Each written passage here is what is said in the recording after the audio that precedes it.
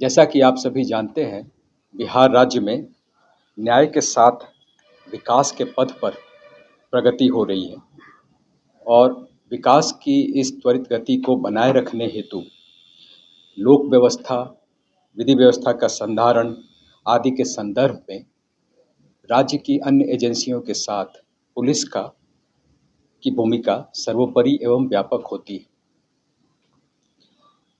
जब हम पुलिस की बात करते हैं तो पुलिस थाना ही वो प्राथमिक संस्थान है जहां पर आम जन संकट की स्थिति में जाते हैं और ये अपेक्षा करते हैं कि पुलिस जन उनकी मदद करें। इस परिप्रेक्ष्य में पुलिस के कार्यालय भवन की महत्ता बहुत स्पष्ट रूप से उजागर होती है, चूँकि वो कार्यालय भवन वहाँ कार्यरत पुलिस पदाधिकारियों या कर्मियों के लिए एक तरफ परिचालन दक्षता के दृष्टिकोण से आवश्यक है, जिसको ऑपरेशनल एफिशिएंसी बोलते हैं। दूसरी तरफ नागरिकों की अपेक्षा के अनुरूप भी कार्यालय भवन का बनाया जाना आवश्यक है। इसी सिलसिले में मैं पिछले कुछ वर्षों की उपलब्धि के बारे में आपका ध्यान आकृष्ट करना चाहता हूँ।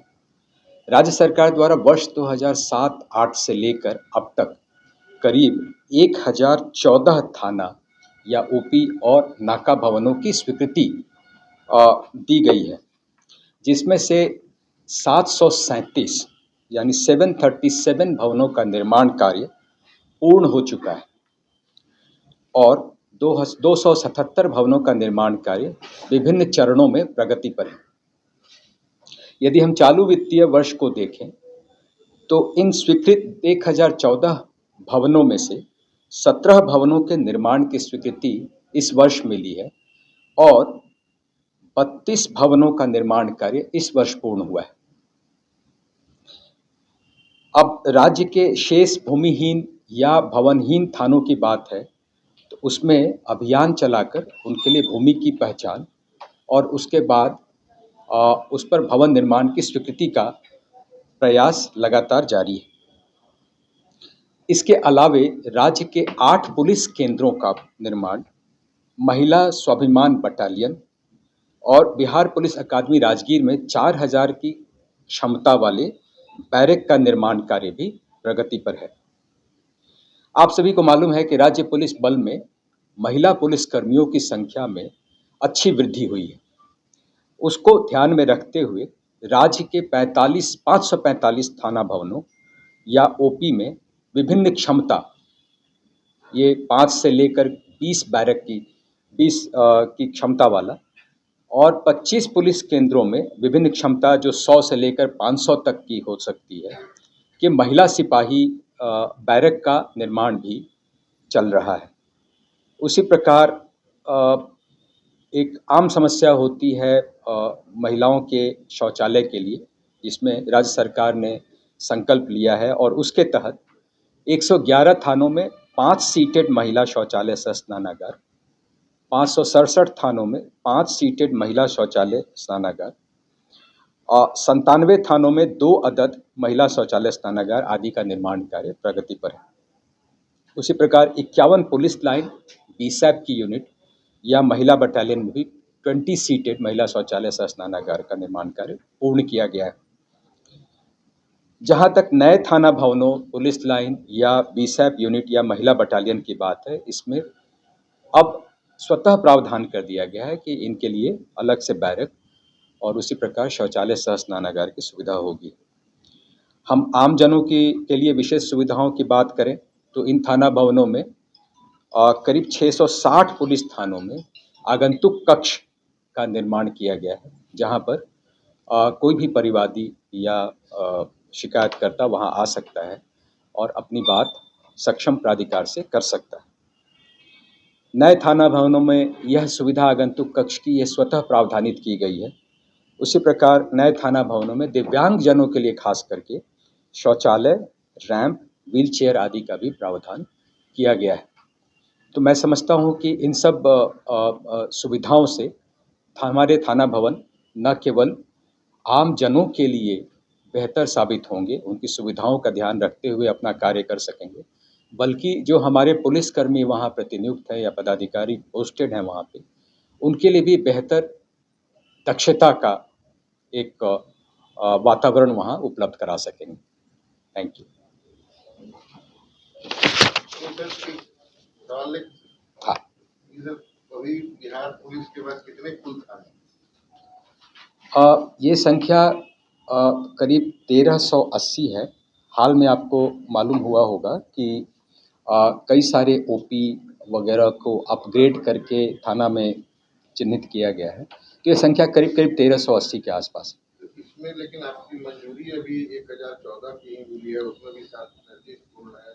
तो मैंने आपको बताया ना कि ये 300 जो करीब नए थाने हो रहे हैं, ये ओपी से कन्वर्ट हुए हैं। फिर भी सर 50% और 700 के करीब थाने नहीं, आप इसको इस तरीके से समझें कि जो ओपी है उसमें वो बेहतर ढंग से काम कर सके, इसलिए उसको थाना में अपग्रेड किया गया और ये प्रक्रिया पिछले 1 साल के अंदर में हुई है। तो जो पहले की संख्या थी वो करीब करीब 1100 के आसपास थी, तो उसमें से 1014 की संख्या जो मैंने आपको बताया उसमें स्वीकृति मिल चुकी है और उसमें से 737 का पूर्ण हो गया है। इसका कोई टारगेट लक्ष्य भी है कि कब तक पूर्ण करना है या? हर महीने का लक्ष्य निर्धारित है और निगम के साथ हमारे समन्वय से हम इसमें आगे बढ़ रहे हैं।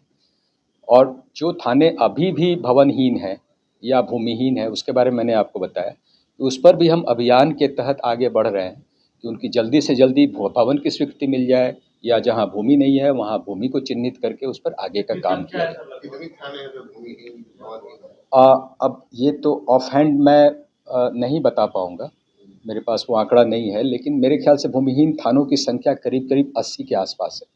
ये 1-2 ऊपर नीचे हो सकता है। और उसी तरह से कुछ और थाने जहाँ पे भवन नहीं बने हैं, तो उसमें भी कहीं-कहीं समस्या आती है, जैसे भूमि चिन्हित हुई लेकिन कोई विवाद आ गया या न्यायालय में कोई मामला चला गया, तो उस परिस्थिति में वो थोड़ा-सा लंबित हो जाता है उस तरह का मामला। तो ऐसे कुछ मामले हैं, ऐसे करीब 34 ऐसे मामले हैं जिसमें कि कुछ न कुछ विवाद जनरेट हो गया है और उस वजह से उसमें मामला लटका हुआ है। और बाकी जो मैंने आपको बताया कि 277 थानों में निर्माण कार्य जो है वो प्रगति पर है। जो 80 जो भूमिहीन थाने हैं, इनके लिए भूमि चिन्हित करने का काम चल रहा है। अच्छा, इसमें मैं ये भी बताना चाहता हूँ कि इसमें वो भी थाने हैं जो हाल में स्वीकृत हुए हैं, जैसे यातायात के करीब 43 थाने जो हैं वो अभी पूरे राज्य में कार्यरत हैं और 28 जिलों में नए 28 थाने बने थे। उसी तरीके से साइबर वर्टिकल के तहत भी साइबर थानों का नया स्वीकृति हुआ है और ये सभी जो हैं इस पर हम लोग भूमि चिन्हित करने की कार्रवाई कर रहे हैं। ये सारे मॉडल थाने ही हैं, मतलब कहने का मतलब ये है कि जहाँ जैसी आवश्यकता है उस हिसाब से अलग-अलग मॉडल बनाए गए हैं और उसको देखते हुए आप इसको कोई एक सपोज़ कीजिए मॉडल ए का है, कोई बी का है, कोई सी का है, इस तरीके से वो थाने बनाए गए। सर, जो आप बैरक बनाने जा रहे हैं वो परंपरागत तरीके से ही सुविधा वाले रहेंगे कि आधुनिक हिसाब से, जैसे अब चाइना में या उन्होंने थोड़ा सा प्राइवेसी को ध्यान में रखते हुए बनाया है? इसका भी डिज़ाइन बना हुआ है और जिस डिज़ाइन की स्वीकृति गृह विभाग से मिली है उसी आधार पर हम लोग इसका निर्माण कार्य करा रहे हैं।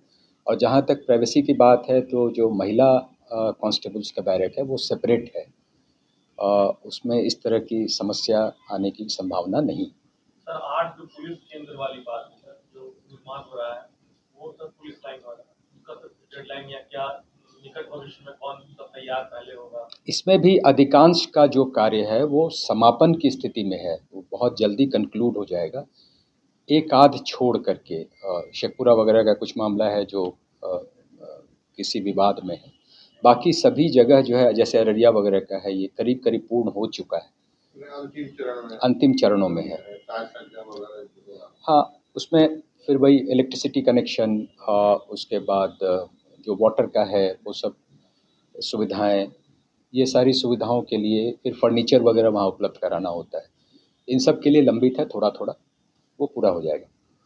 पुलिस आधुनिकीकरण की दिशा में लगातार काम कर रही है। लेकिन बिहार पुलिस के ऊपर 28 करोड़ से अधिक का बिजली बिल का बकाया हो चुका है, बिजली विभाग का, जिसमें पटना सबसे ऊपर भुगतान नहीं हो रहा है बिजली बिल का।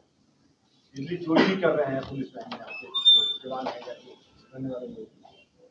नहीं, ऐसी बात नहीं है कि बिजली चोरी हो रही है। प्रॉपर कनेक्शन ले करके और बिजली का उपभोग किया जा रहा है। जहाँ तक लंबित बिल का मामला है, ऐसे कुछ मामले हो सकते हैं और मैं समझता हूँ कि पुलिस मुख्यालय उसको लेकर के संजीदा है और उसके भुगतान की प्रक्रिया भी पूरी कर ली जाएगी। लेकिन मैं आपको ये भी बताना चाहता हूँ कि पुलिस केंद्र जहाँ पे 50 किलोवाट आवर से ज़्यादा कैपेसिटी की बिजली उपभोग की जा रही है, वहाँ ब्रेडा की मदद से सोलर पैनल लगाने की भी प्रक्रिया पर हम लोग काम कर रहे हैं और इस प्रकार हमें उम्मीद है कि जो बिजली उपभोग में हमारा व्यय है, उसको भी हम आने वाले दिनों में कम कर सकेंगे। अब ये तो हाँ, ये हमसे रिलेटेड मामला नहीं है। हमें लगता है कि बजट वगैरह से पूछ करके हम आपको बता सकेंगे।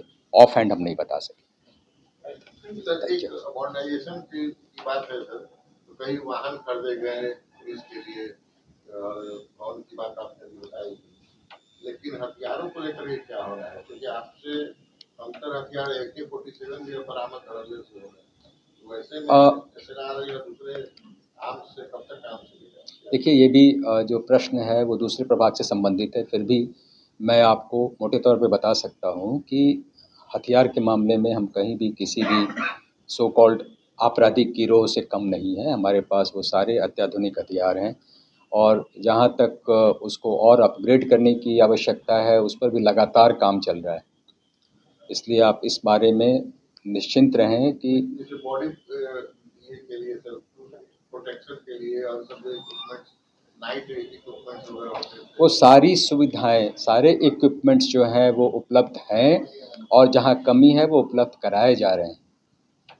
इस पर न केवल केंद्र सरकार अपनी योजनाओं के माध्यम से, बल्कि राज्य सरकार भी भरपूर सहायता हमें कर रही है और फंड की कहीं कोई कमी नहीं है।